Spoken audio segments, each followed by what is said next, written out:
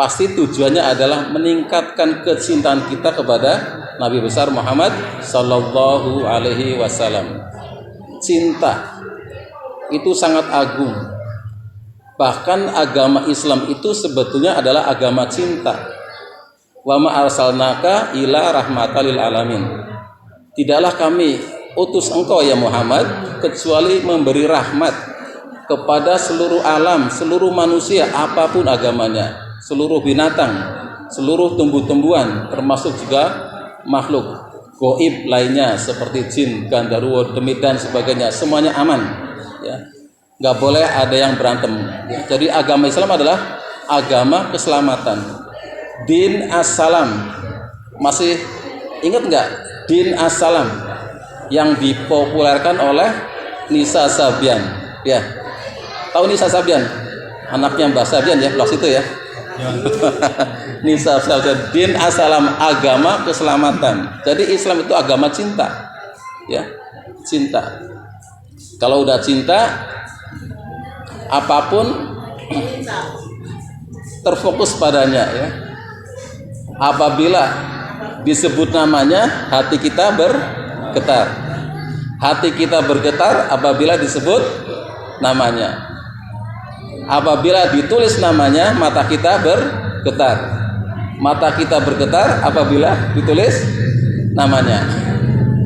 Apabila kita mendengar namanya, telinga kita juga bergetar. Telinga kita bergetar apabila mendengar namanya. Itulah cinta, muter-muter. Nah, kalau sudah muter-muter namanya mabok cinta. Nah, ini yang bermasalah ya. Jadi kalau udah mabok cinta bermasalah. Jadi cinta itu ada tingkatannya. Ada cinta monyet ya. Ada cinta palsu, ada cinta buta, cinta sejati. Nah, kita itu termasuk yang mana ini? Jangan-jangan kita ini baru pada level cinta monyet. Tahu cinta monyet ya? Cinta anak remaja, sangat menggebu-gebu. Tapi begitu suruh serius, tidak ada hasilnya. Ya, kita sangat menggebu-gebu merayakan Maulid di bulan Maulid, menggebu-gebu. Setelah itu redup sendiri. Saya khawatir tingkatan kita baru di situ. Ya. Jangan-jangan malah cinta kita itu palsu. Jangan-jangan ya. Karena cinta kita ikut-ikutan atau terpaksa. Ya. Tapi mudah-mudahan cinta kita itu cinta yang sejati.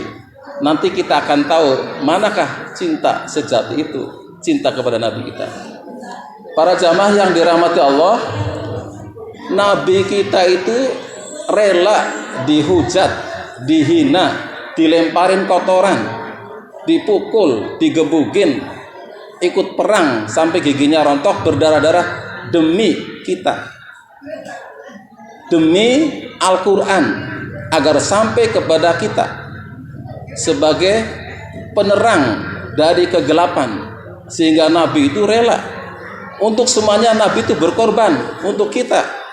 Maka pada akhir hayatnya beliau ingat kita, umati.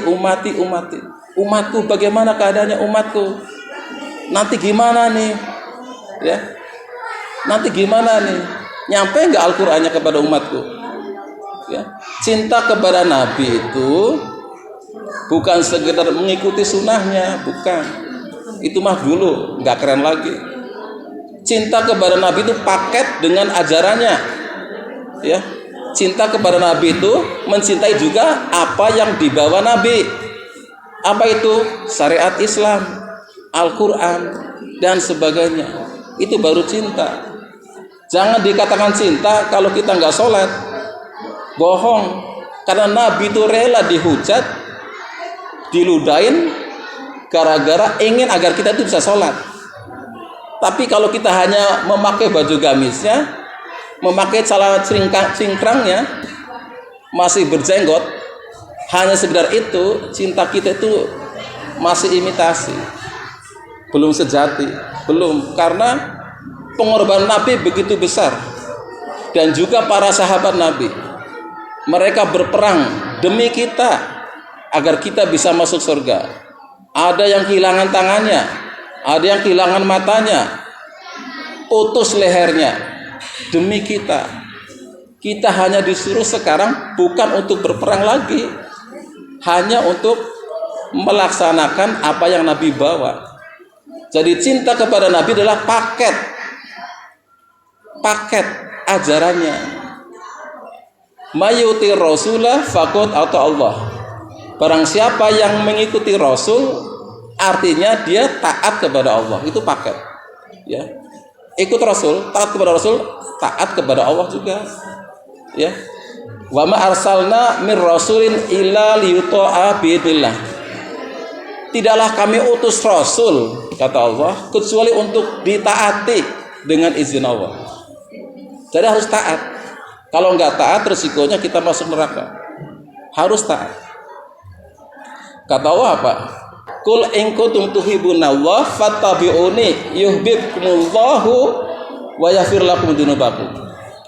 Kalau Anda cinta kepada Allah, ikuti aku, kata Nabi.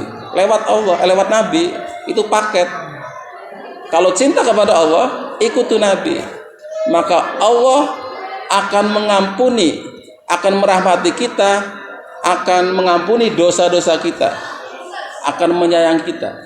Jadi pintu gerbang cinta itu ada di Nabi. Makanya kita suruh ikuti itu. Ya. Nah, kita kira-kira sampai di mana nih? Sudah pada cinta sejati tidak? Ya. Ya. Mudah-mudahan kita bisa meningkat. Ya, jangan cuma yang dituruti cuma fisiknya saja. Jangan, ditingkatkan. Ya. Nabi itu termasuk orangnya hafal Quran. Harusnya kalau kita cinta Nabi, ikuti, hafalin Quran. Nabi itu suka sholat malam, ikuti, kan cinta. Gitu ya. Nabi itu suka silaturahmi, ikuti silaturahmi itu. Ikut sholat, ya, senyum, tidak gampang marah, itu diikuti, ya. Dan yang terakhir nih, oleh-oleh ya, karena banyak acara ini ya, takut kelamaan. Nabi itu menghafal Quran, ya. Jadi sunnah yang paling berat itu menghafal Quran. Karena dengan hafal Quran itu sampai kepada kita. Dengan cara itu Al-Quran dijaga. Ini bagus untuk kita. Di dalam sebuah hadis, barang siapa yang di dadanya ada surat Al-Mulk, maka dia akan terhindar dari siksa kubur. Itu insentif dari Allah biar kita menghafal Al-Mulk. Itu 30 ayat. Barang siapa yang ada di dadanya surat Al-Mulk, di dadanya ada surat Al-Mulk, itu artinya hafal ya. Bukan membaca tapi hafal. Maka nanti di dalam kuburan tidak disiksa. Kalau di dalam kuburan tidak disiksa, berarti nanti kita akan selamat. Di hari kiamat nanti kita selamat, aman. Tapi lumayan panjang ya.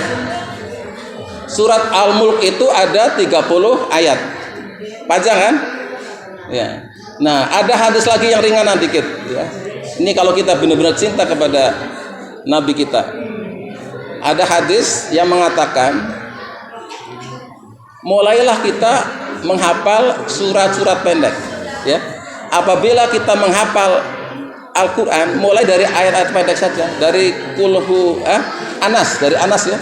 Dari Anas yang pendek diulang-ulang terus. Walaupun sudah hafal, pura-pura belum hafal, diulang lagi.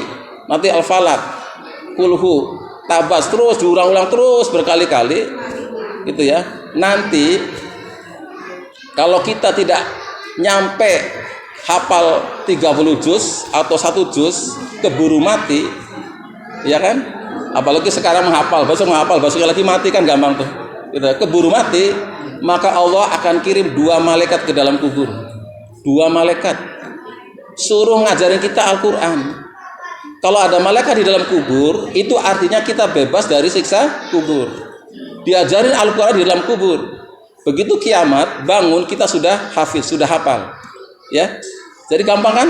3 hari hafal, meninggal, udah kiamat hafal Quran 30 juz. Karena ada malaikat yang ngajarin. Tidak disisa di kuburan. Gampang kan? Nah, gampang, makanya dimulai itu yang kecil-kecil saja.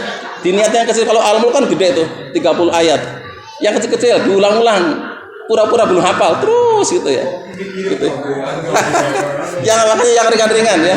Karena saya pernah tanya ini, saya pernah tanya kepada orang-orang hafiz, orang-orang yang hafal Quran itu. Saya bilang, apa tujuan Anda menghafal Quran? Saya pernah tanya itu. Apa tujuannya? Dia bilang apa tujuannya? Biar saya meninggal ketika saya sedang menghafal. Itu saja. Tujuannya begitu. Jadi tujuan mereka itu, saya menghafal Quran agar saya meninggal dalam kondisi saya sedang menghafal, gitu saja. Karena untuk bisa hafal itu kan rahmat Allah. Belum tentu bisa selesai sampai 30 juz kan itu kan. 1 juz juga agak berat kan. Nah itu. Nanti kalau sudah hafiz di yaumil kiamat dibangkitkan, maka orang tersebut dikasih jatah untuk mensyafaati, menolong. Syafaat itu artinya menolong ya. Mensyafaati 10 orang. 10 orang. Lumayan kan? 10 orang.